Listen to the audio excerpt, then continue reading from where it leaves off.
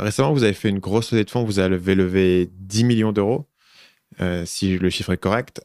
Le chiffre est correct. Est-ce que c'est principalement pour ouvrir des boutiques ou est-ce qu'il y a tout un tas d'éléments de croissance? Je sais que vous avez forcément pas mal de questions en termes de trésorerie, en termes de stock, avec la croissance que vous avez.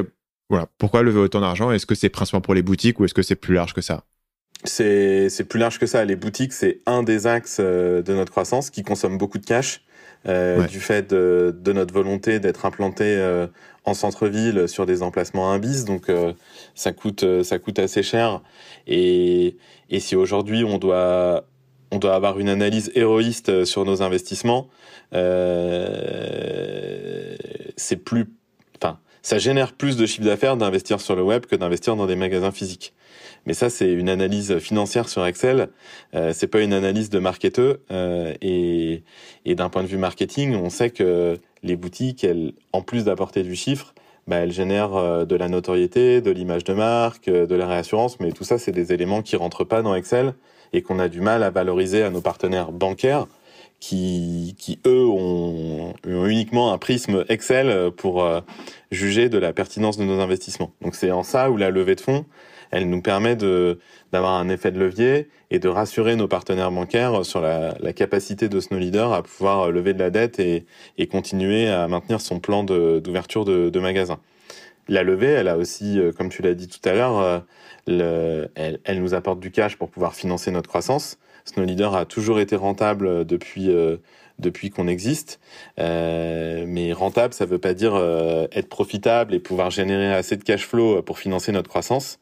Donc, compte tenu de notre rythme de croissance qui est de l'ordre de entre 20 et 40% par an, bah, on a besoin de cet apport de cash qui finance la croissance.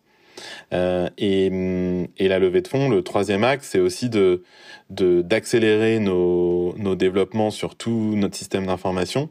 On a eu ces 3 dernières années un switch vraiment du desktop au mobile qui nécessite des nouveaux usages, des nouveaux besoins de la part de nos clients. Et la levée, elle va aussi permettre justement d'accélérer et de financer ces nouveaux développements qu'on souhaite mener. Donc, je pense qu'il y a des gens qui vont écouter et qui se demandent comment est-ce que c'est possible que ton entreprise elle soit rentable, mais à la fois d'avoir besoin de lever de l'argent pour financer la croissance. Donc, je pense que un des points qu'on peut mentionner, notamment dans ton cas, c'est la question de l'inventaire. C'est que avant de pouvoir vendre des produits, il faut les acheter. Si tu vas grossir de 40%, il faut que tu achètes 40% de plus de stock pour l'année prochaine. Et donc, il faut toujours que tu sois en anticipation de tes besoins futurs. Si tu ajoutes à ça les effets saisonniers où il faut stocker avant parce que tu vas avoir une grosse période. Je suis surpris de voir que vous avez aussi une grande période à Noël. Ce qui est le cas probablement universellement de tous les e-commerçants, même si dans votre cas, on aurait pensé que ça arriverait un peu avant. Donc c'est ça, c'est vraiment sur tous ces fonds de roulement, surtout le fait que c'est parce que techniquement on est rentable qu'on a assez d'argent pour pouvoir essentiellement financer tous les besoins de la croissance, toute la trésorerie dont on va avoir besoin. Et que si tu te maintiens sur de l'e-commerce à te dire il faut uniquement que je finance avec ce que j'ai généré comme bénéfice, tu vas brider essentiellement ta croissance potentielle parce que tu ne peux pas racheter suffisamment de stock. Bah ça a été mon apprentissage. Tu viens de résumer mon apprentissage de la finance au début de Snow Leader. Moi, j'ai un profil plus marketing au départ, et c'est vrai que tout ce qui était cours de finance, j'ai pas suivi avec assiduité ces cours-là, j'aurais dû. Et en fait, quand on a grossi au départ sur la phase 2008-2011, bah je comprenais pas en fait. On était toujours short en trésor, alors qu'on était profitable et qu'on faisait des croissances vraiment qui étaient importantes. On est passé de 0 à 2 millions en 2 ans. Donc, vu de mon point de vue de marketeur, tout allait bien. Et puis à chaque fois que je voyais le comptable, il me disait non mais là vous avez plus de cash, c'est la cata. Bon, et donc j'ai appris en accéléré ce qu'était le BFR. Et donc effectivement, même si on était rentable, on brûlait pas du cash du fait de nos pertes. Mais notre croissance nécessitait qu'on ait une réserve de cash plus importante pour pouvoir financer nos achats, pour pouvoir aussi financer ce dont on avait besoin pour pouvoir réaliser cette croissance. Le stock est un élément, mais les mètres carrés pour pouvoir stocker en sont un autre, le personnel. Un exemple, un acheteur qui rédige une fiche produit, il faut pouvoir le payer en amont avant que le produit génère de la valeur et de la marge pour pouvoir le payer. Les racks, enfin, je te passe tous les détails. Tout ce qu'il faut aussi d'un point de vue IT pour pouvoir expédier, stocker, gérer, donc ERP, WMS et compagnie. Et donc c'est pour ça qu'on a été obligé de réaliser des levées de fonds pour pouvoir financer ce développement, puisque dans la logique bancaire, les banques, elles ne prêtent, elles peuvent avoir des tolérances, mais en tout cas, elles ne prêtent qu'à la hauteur des fonds propres de l'entreprise.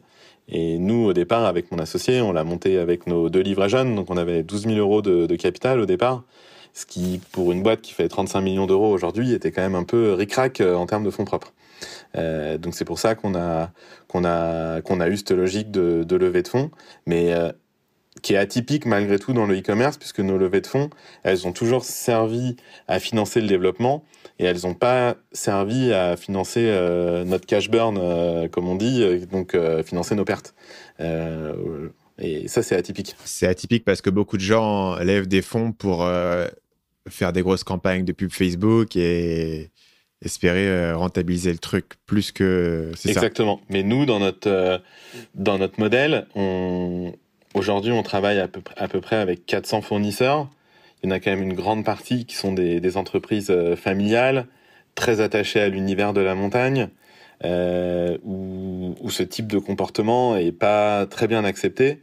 Et donc, avec du recul, aujourd'hui, je pense que la richesse de notre catalogue et les relations qu'on entretient avec nos fournisseurs, elles viennent aussi de cette logique financière plus proche d'une logique bon père de famille que de la logique start-upper. On lève beaucoup d'argent, on investit beaucoup et on voit de quel côté la pièce retombe, quoi. Nous, on a vraiment eu une approche prudente et pragmatique sur notre stratégie financière. Salut, c'est Stan, j'espère que vous avez apprécié cet extrait du podcast Marketing Mania. Bien sûr, vous pouvez retrouver l'ensemble des épisodes du podcast, y compris les instructions sur comment vous abonner sur l'application Apple Podcast ou sur votre téléphone Android en vous rendant sur mon site à l'adresse marketingmania.fr/podcast. Je vous ai mis le lien dans la description de cette vidéo.